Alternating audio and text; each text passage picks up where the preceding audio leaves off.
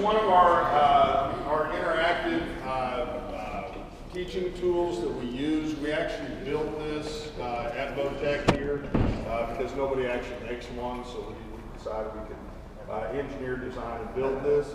What we see is if we have a class that's struggling with a certain component, we work to try to get them to be able to see what's going on inside of it. This would be a prime example, automatic transmissions. There's a lot going on inside of here, and just to talk about it is a little bit confusing to people. So we went ahead and made an interactive type setup. I'm going to go ahead and plug this into the air. And you can see basically how it's on.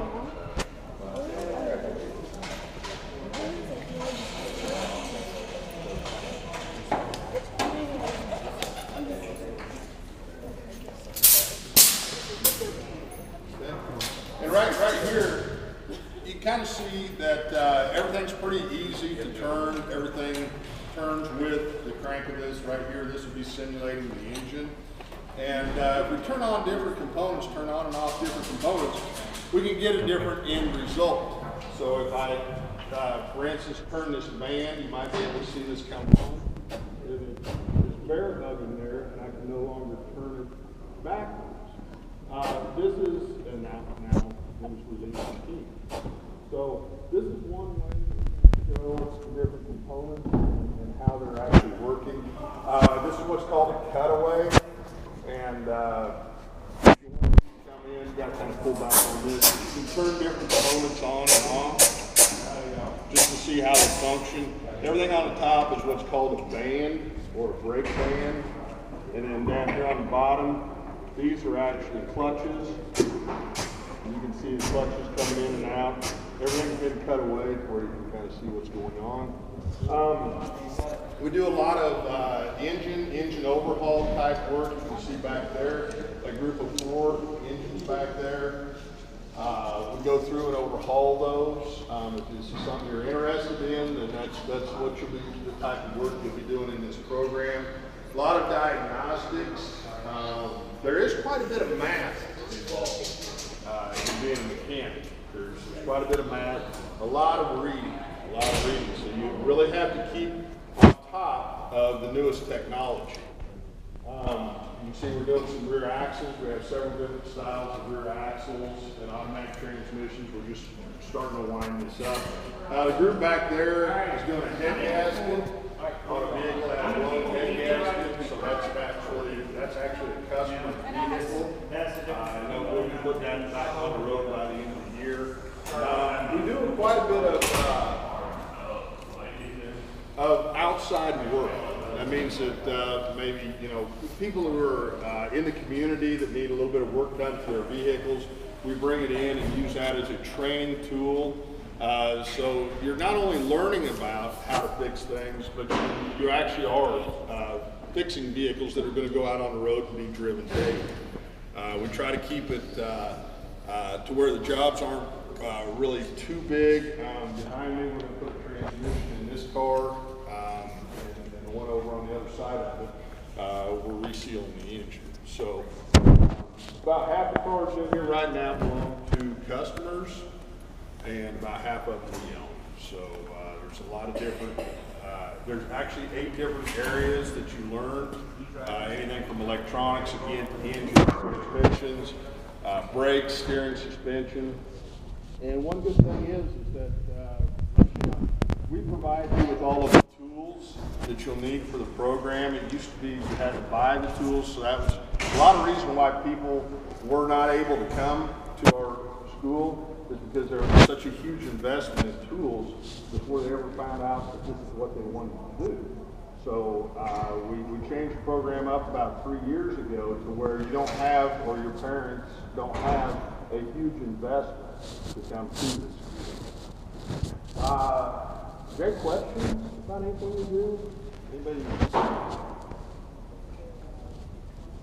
What kind of job we're really starting to gear towards dealerships. That's where I come from. I'm a Ford guy. Worked at the Ford dealership here in town for about 25 years. So, but there are some independent shops. When you go into a job, more often than not, you're going to be working either as a lube tech or maybe even a car jockey that jockeys cars in and out for mechanics. They usually do that for at least a couple, 2-3 months, just to see whether you can be dependable enough to get there every day and on time. From there is when you start making a lot more money. Once you deem yourself trustworthy to be there, to work hard, then you start working your way up. So it all depends on what job openings there are. We're really starting to get some really good binds with the dealerships in town, and along with a few independent shops. So our placement is a really high rate here. I think we're somewhere around 90% placement for our students. That goes on kind of behind the scenes. People that are looking for jobs, we do a lot of work to match you up with a good job when you get out of here.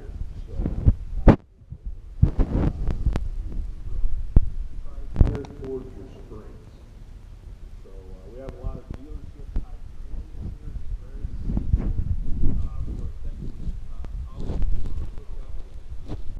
for Chrysler. What we're doing will actually count. It's the same training.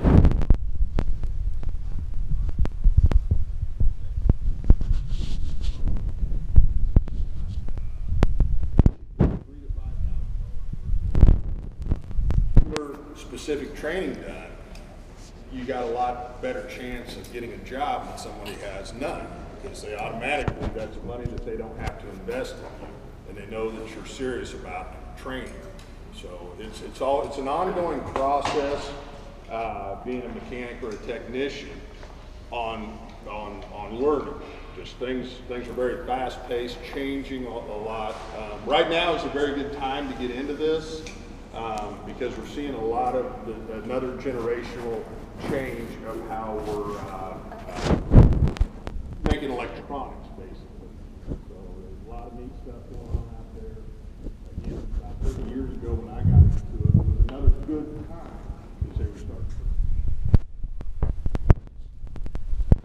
Right now, again, is a really good time to get into this type of career. So.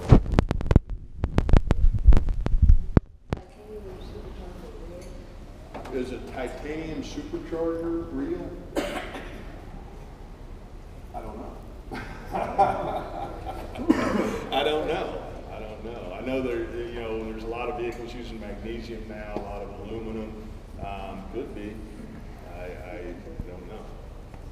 It might not be the cheapest material that you can build one out of, but could be. How many students do you graduate a year? How many students? I would say on average, probably somewhere around 60, I would say. And usually about half high school and half post-secondary. So you got about a 50-50 split on that. Some years, I would say that'd be a minimum, probably about 60, and then some years it can go on up from there. So a lot of room in here. We've got 5 different instructors. Each of us kind of teaches the areas. Like if you come to me, again, you're going to be getting everything in driveline and engines. Other instructors, we kind of teach what we came from the field doing, and that's what I mostly did out in the field was driveline, a lot of automatic transmission work. And other instructors came from drivability or tune-up areas. Some of them came from brakes and steering and suspension, things like that. So even in teaching, we kind of followed what we know, or what we actually did out in the field. What does a typical day look like? Like you in the classroom for a little bit of the day? Yeah, typically, and it all depends, we're kind of probably somewhere around my class is probably about 2/3 of the time out in the shop, about 1/3 of the time in the classroom. There is homework to be done. There's probably on average 45 minutes a night of homework on average. So that's something you definitely want to kind of keep in mind. If you don't like to do homework, then that's going to be a little rough on you. But it all depends, because we split it out into sections. Right now I'm teaching this group of students the first section. It'll probably be more like 50-50. But then when they see them for the next section of me, we'll split that out. They'll probably be about 80% of the time out in the lab and 20% in the classroom. So, but it all probably averages out probably 2/3 of the time in the lab. So, and it all also depends on the class. Is it 5 days a week? It is 5 days a week. It's 5 days a week. A lot of people, of course, when you're in high school, you'll be coming half a day. You can finish the entire program if you're a junior and coming half a day. You'll go 2 years, your junior and senior year. So you can finish the entire program if you start out as a junior. If you start out as a senior, you can still get level 1 completed. If you decide you want to come back to finish up level 2 or the entire program, again, at that point, you can opt to go half a day all year, or you can go all day and just go through 1 semester, and you will have your training in place. The other thing is we have what's called NATEP training. It's, if you turn around behind you, there's an ASE poster back there. What NATEP is it aligns with ASE. So when you leave here, you will actually be taking the ASE student certifications. That's a pretty big deal out in the field, is having your ASEs. Now, out in the field, you have to work 2 years in order to qualify to take the test. If you go through this entire program, that counts as 1 year out in the field, which means that all you need to do is work 1 year, and you're automatically qualified to take your ASE test. Now, we test you on what's called student ASE certifications. And I'll be honest with you, I've taken the student certification, of course I've taken the ASEs. They're not any different. One is no different from the other. It's just the amount you need to get right is lower. The percentage is lower that you must get correct as a student.